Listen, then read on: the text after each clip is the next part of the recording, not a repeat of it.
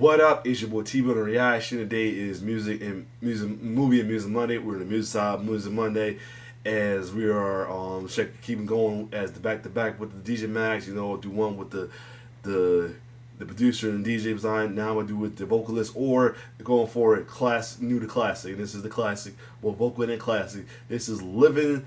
This is Dreamer. This is Dreamers by Livin Joy, a dance anthem that was killing it in the 90s, though. So, without further ado, it look like we hear from the ladies of Livin Joy, or that's her name. Let's get it. Feels good now to sit here 30 years later and go, this is how it happened. Here is the truth. Hi, my name is Janice Robinson, and this is the story of Livin Joy's Dreamer.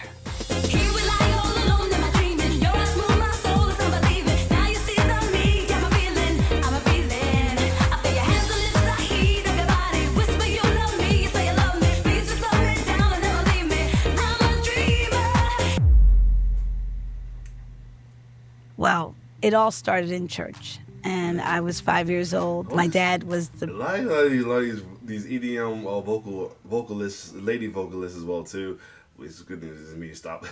Sorry, I had my dryer run it. They have a lot of the upbringing for church, though. I think Crystal Rose like that. A couple of ones I did previous like that. The vocal for what's the name? The Lola theme was brought with church too, and a gospel singer I think as well too. So yeah, preacher. This is like the good voice to have for songs like that. Like that of this amazing Baptist church, and I sang the 12 Days of Christmas, and I got to this big note, and I think it was like 5 golden rings, and they all were like, ah, they all go crazy. It did something to me in that moment that I was like, wow. If I just do this, it brings people joy, and that's where I started. I was fresh out of college. I was like 20, 21, and I just finished touring with New Kids on the Block. Oh! And the management that managed New Kids on the Block were managing Snap, and next thing I know, I was like on Soul Train, lip syncing to somebody else's voice, and then I went on tour and sang with a live band and did all of Snap records. And I'll never forget what that felt like. That was like I landed in a European group that had the biggest songs in the world. Wait, she did the other joint? Wait, hold on. She said Snap. What was the other joint she did by Snap? I forgot the name of the song called. Hold up. Yes. Yeah, what's the other joint they had as well too? That was it. She probably didn't do. She probably was River Dancer. River is a dancer. Once that was one of the ones she did the vocals for. Well, the lip sync for. Snap brought me all around the world. I had made some friends in Greece, and I was in Greece, and then I moved over to Italy, and I ended up just staying there. And I ended up working with Joe Vanelli, and that's who I was working with as Janice Robinson. But then I had this amazing Italian boyfriend, Mauro, and he was friends with a DJ called Gianluca Venturi, and he was DJing at a club called Gioia, and that's how it started.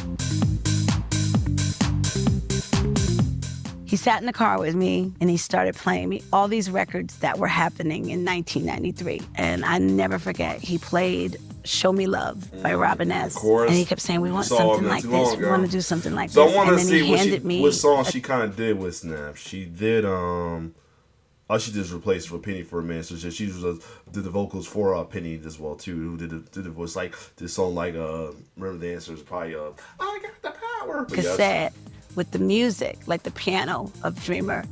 And I went over and met the Visnaldi brothers, and I met everybody. He was the vision behind it, and I was like, yo, you can't use my name, because I was signed to Joe Vanelli. I'll never forget. Those are words I'm like, why did I say that? But I was trying to honor my situation, and I was doing this as a favor. Livin Joy was just a great name. It came out of the fact that I bring joy, and it came from the fact that they were working at a club called Gioia. Please just love me down, never leave me. Please just love me down, never leave me. I'm a dreamer. Nice. Oh, we hit a harmony.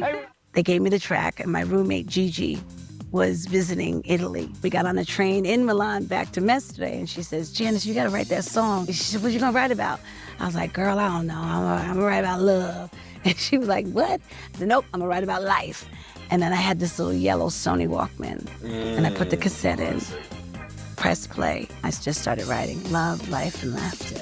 It didn't have the bass and all this other stuff. It just had piano. I wrote it that morning on the train, and then that day, I went in the studio, and I was there for 25 minutes. I sang it down. I had my paper, had my Sony Walkman. I listened back, and then I sang it once, and then I doubled it, and I said, okay, guys, call me if it happens. But the crazy thing is they handed me this paper trying to make me sign off. Like, here, we're gonna give you 2,000 lire, and you'll never have any royalties or anything like that. I was like, I'm not signing that. I'm not signing that. I said, you let me know if it happens. And then I went back to New York. I went back to working at the Gap and waiting tables. They gave me the call a year later. They had went and shot a video.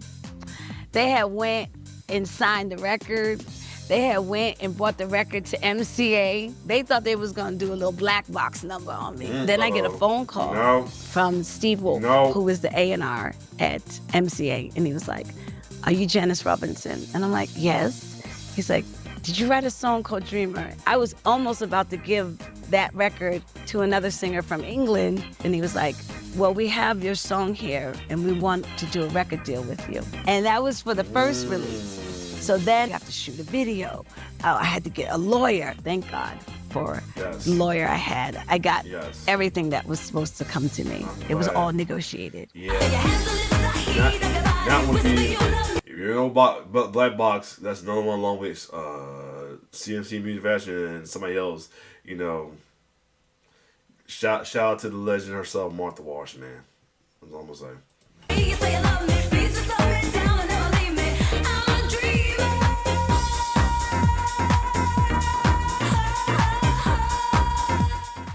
The reaction to Dreamer was surreal. I made a friend at the Billboard Dance Summit in San Francisco, Marcus Bishop, who worked at, I believe, 8 Ball Records. And he was this tall, 6'4", black gay man. And he was like, I need to take you over to see what happens when Junior Vasquez plays your record. And I remember walking in the club, I think it was like the Sound Factory bar. And there I was in this like white linen church dress, far from divified, okay? Right. And he was like, watch. And so I'm standing there looking around, and then Junior Vasquez begins to play my record. And it was like 3,000 gay men lost their minds. No, they love I that. couldn't believe the little girl from Garfield, New Jersey, you know, moving the crowd like that. Right. It was just something about that lyric.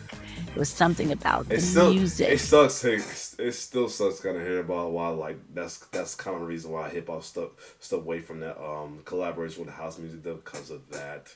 Like, you know, the LGBTQ situation was kind of sucks, but it moved people.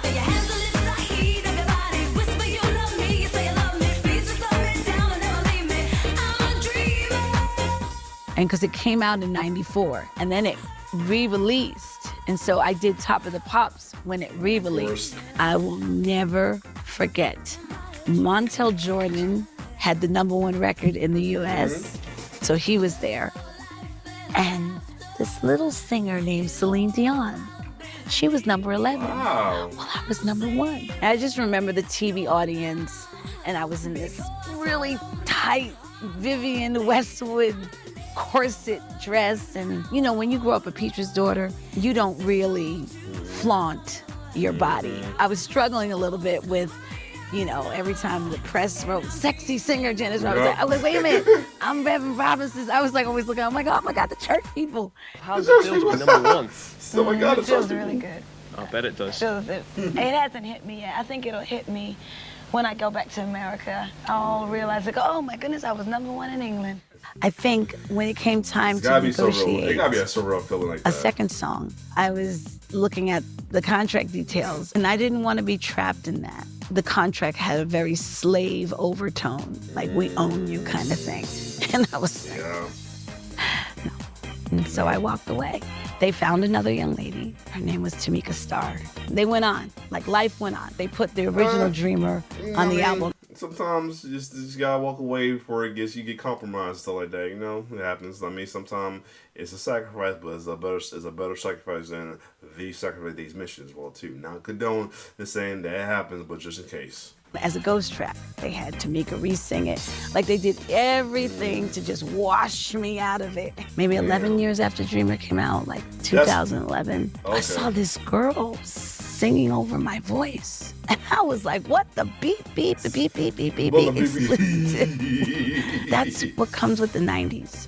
Unfortunately, there are people out there that think that they can just take. They'll just like, they don't remember what she looks like. Let's just go put any random black girl. I don't understand what they were thinking in the 90s.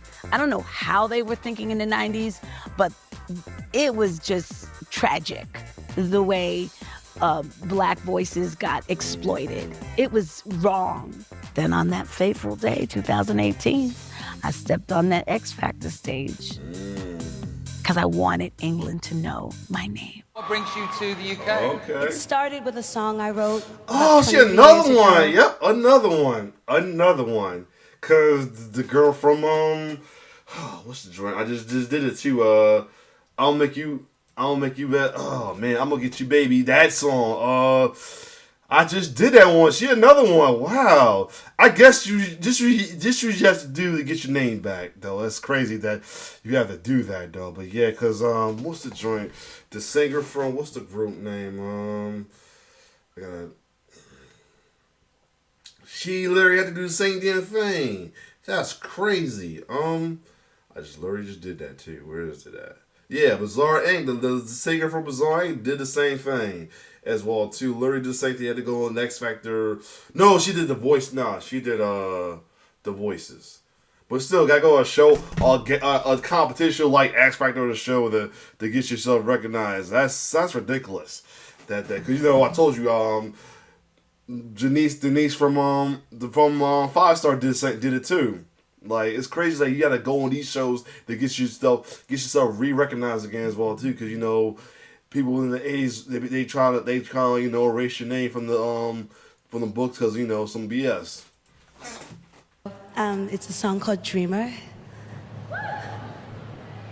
Shall we have it, folks? Love to. Okay. I'm just gonna close my Angie Brown, that's her name. eyes now.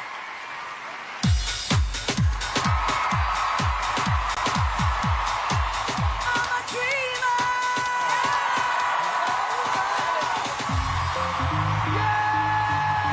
I realized that I took me to England, realize was that Robbie Williams as one of the judges? the UK, had turned this song into their like mantra, their anthem. There's not a kid in England that doesn't know this song. And I just thought, I guess I better let England know the truth. My name is Janice Robinson. I wrote that song you love. Oh, I sing that song you love. Hollywood, we have never learned how to hold love. It's a song to love. No, it's not. Okay, I thought it was Robbie Williams. Now I close my eyes now, and I'm dreaming right away. And they going off too. Feels good now to sit here 30 years later and go, this is how it happened. Here is the truth. It's a song that was a gift from God to me, to interpret, to write, to sing, to bring joy. Also, to live in the hearts of a lot of people. Because every time you ask someone about that song, it is connected to precious memories. And I think the legacy that people will remember from Dreamer is that love, life, and laughter. That is what she believed. And hopefully they'll say, that's what I believe in. that was a good story. Crazy how they always go. Some of the stories went like that, like what she said as well too. Because I think the Angie Brown situation was like the same thing too, and she had to go to The Voice, I think, to get recognized. You know, but unfortunately nobody turned around for her, which sucks. So yeah, man, it sucks. But other than that, this was a little tip as well too. So other than that, if you like my reaction, like, share, subscribe to your channel. It's your boy T-Bird signing off. One love.